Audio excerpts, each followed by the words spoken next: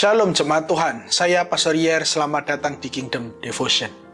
Hari ini kita akan memulai renungan firman Tuhan kita dari kitab Yunus. Yunus pasal 1 ayat 1-3 dikatakan seperti ini. Datanglah firman Tuhan kepada Yunus bin Amitai demikian. Bangunlah, pergilah ke Niniwe, kota yang besar itu.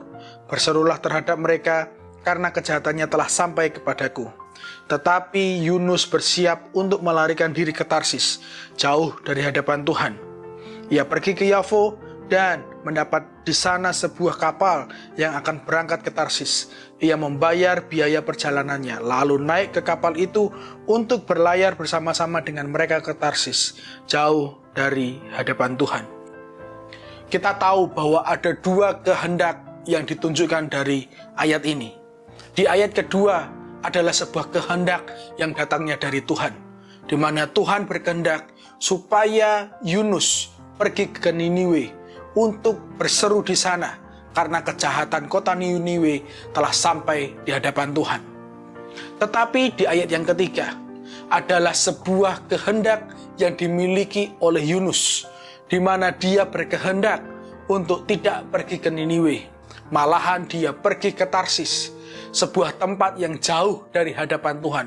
Yunus berkehendak supaya dia tidak mentaati Tuhan. Yunus berkehendak supaya orang-orang Niniwe dihukum oleh Tuhan karena dia tidak mau berkhotbah di sana menyatakan isi hati Tuhan. Jemaat Tuhan yang saya kasihi, Yunus memaksakan kehendaknya ketimbang kehendak Tuhan. Yunus tidak dapat memahami apa yang menjadi rencana Tuhan bagi kota Niniwe.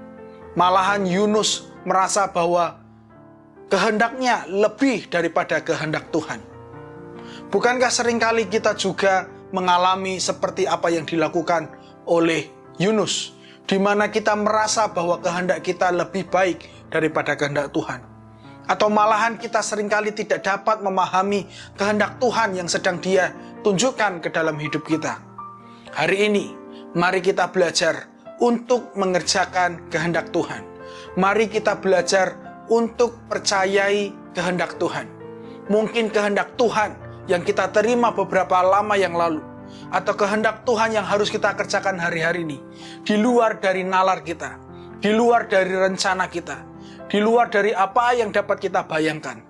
Tetapi percayai bahwa kehendak Tuhan pasti mulia, kehendak Tuhan pasti sempurna, kehendak Tuhan pasti mendatangkan hal yang lebih baik dalam kehidupan kita. Saya akan menutup dengan kitab Amsal. Amsal pasal 3 ayat 5 berkata seperti ini. Percayalah kepada Tuhan dengan sepenuh hatimu, dan janganlah mengandalkan pengertianmu sendiri. Jika engkau tahu bahwa kehendak Tuhan ada bagimu, jangan paksakan kehendakmu. Mari kita berdoa.